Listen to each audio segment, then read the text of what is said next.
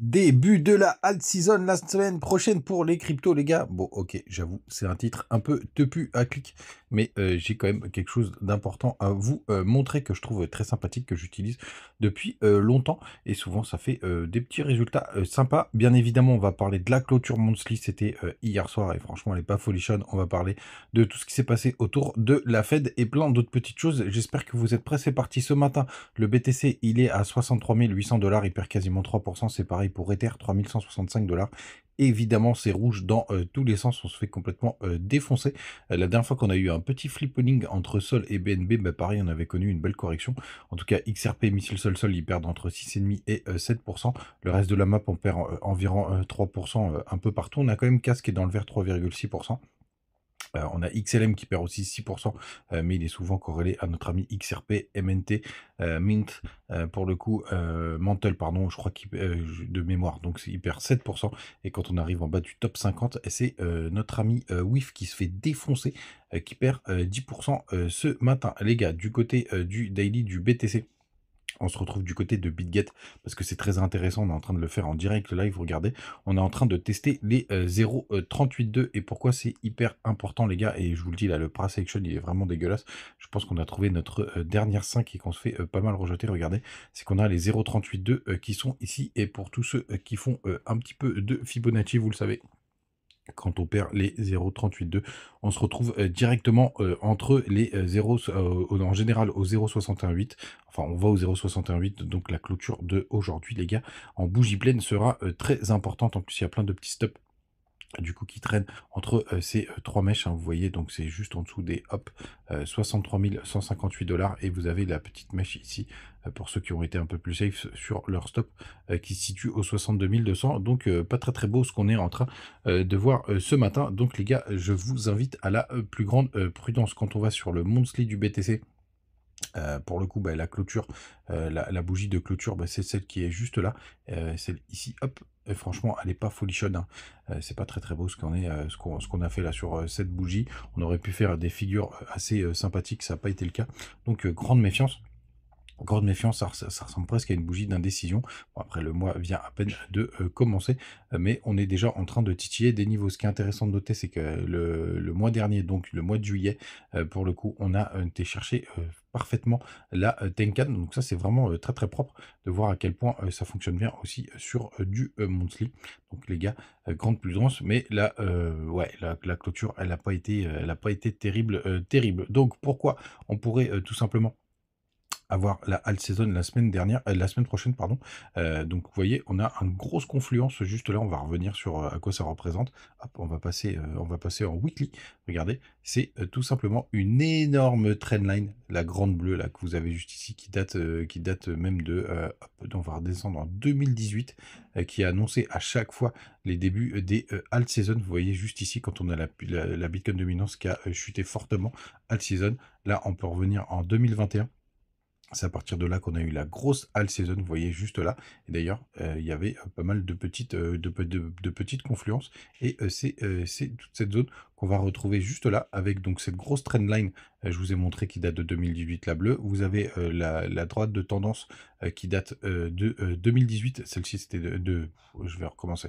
Ça, c'était la grosse trendline, c'est 2018. Et celle-ci, qui est juste là, la bleue qui est juste là, elle date de 2022. Vous voyez, on l'a cassée pour le coup. Et après, il faut absolument tout simplement qu'on passe de l'autre côté et qu'on soit rejeté. Et vous avez aussi les 57% de dominance qui sont une grosse zone qui a été pas mal travaillée par le passé.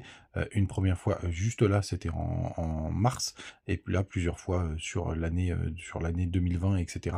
Et sur une grosse zone. Donc on est sur une grosse zone. Et vous voyez cette grosse zone de confluence, et ben c'est tout simplement c'est entre cette semaine et la semaine prochaine qu'on va avoir toute cette zone de résistance. Donc ce qui serait bien, c'est qu'on se fasse complètement recalé. Alors je vous cache pas que c'est plutôt pas mal parce qu'on est en train de le front run, donc ça c'est plutôt chouette, mais j'aimerais bien moi qu'on ait une dernière petite mèche qui vienne chercher cette partie là. Et vous savez, quand la Bitcoin dominance perd de la puissance, bah, c'est une bonne nouvelle pour nos altcoins. Et cette grosse zone de résistance, bah, elle est ici, hein. Elle est même entre aujourd'hui et la semaine prochaine, donc ça c'est plutôt chouette. Je regarde de très très près. C'est pour ça que titre, pardon, un peu tepu à clic, mais pas tant que ça, parce qu'il y a quand même quelque chose d'important du côté de THBTC. Pour le coup, on va repasser en weekly, c'est un petit peu plus propre. Vous voyez qu'on a bien retesté cette zone pour l'instant ça tient. Comme je vous le disais dans une des vidéos, je crois que c'est hier ou avant-hier, j'aimerais bien qu'on fasse un petit W juste là. D'ailleurs c'est intéressant, on se fait recaler par la Tenkan. Donc si on arrive à faire un petit W ici, ce serait le top du top.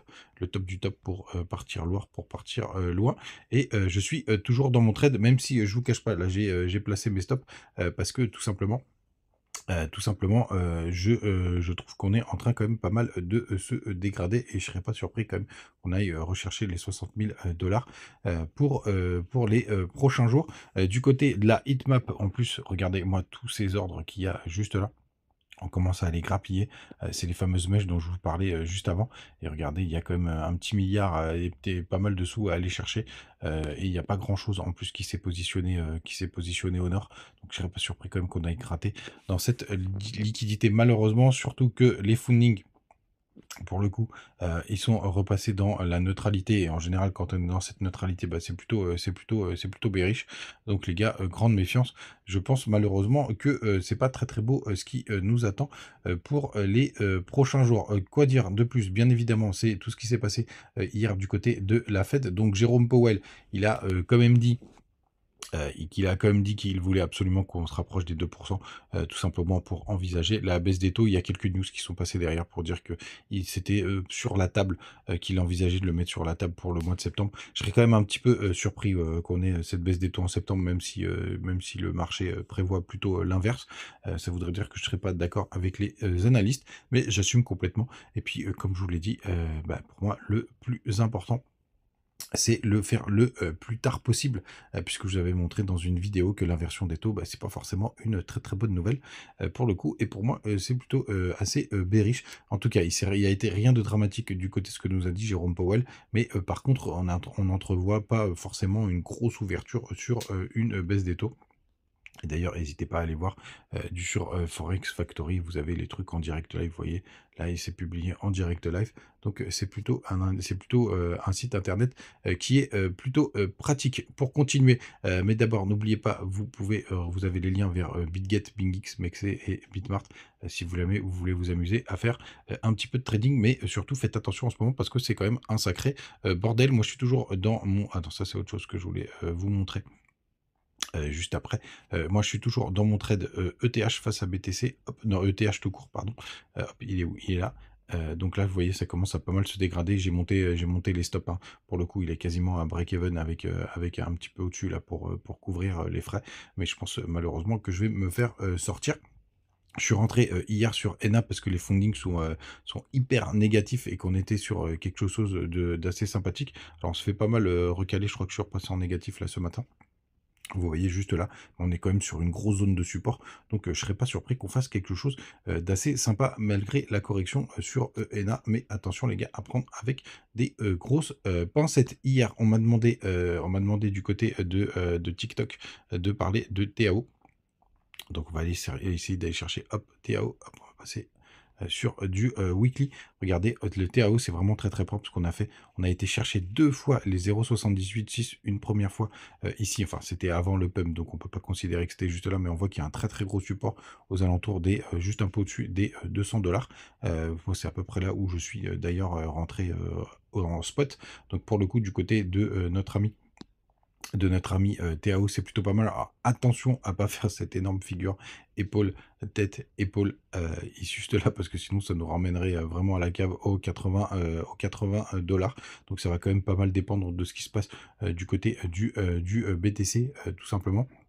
On voit que le croisement MACD en weekly, il a quand même vachement bien fait son job. Ça a été le listing du côté de Binance. Mais en tout cas, il va falloir pas faire. Il y a beaucoup de cryptos qui sont comme ça. Il va quand même pas falloir avoir pas mal de dégradés. En tout cas, sur du long terme, évidemment qu'on est sur des très très bonnes zones parce qu'on est tout simplement entre les 0,618 et les 0,786 de tout le dernier mouvement. Donc des zones hyper intéressantes si on descend en daily. Il y a un petit W qui s'est formé juste là. Si jamais on a un retest aux alentours des 260 $, ça peut être plutôt pas mal. Mais attention, on peut toujours aller rechercher les 200 $ pour nous refaire un plus gros W qui serait très joli. On va même passer en 3 jours. Alors en 3 jours, la bonne nouvelle, c'est qu'on a croisé le MACD. Donc ça, c'est plutôt chouette. C'était sur cette bougie-là. On revient à l'endroit où on avait croisé MACD. Donc pareil, là, c'est plutôt pas mal ce que nous dit le 3 jours. On a un nouveau signal. Et en plus, on revient tester la zone où justement il y a eu le croisement. Donc, c'est plutôt chouette ce que ça nous sort de ce côté-là. Les gars, n'hésitez pas aussi à nous rejoindre sur le Telegram.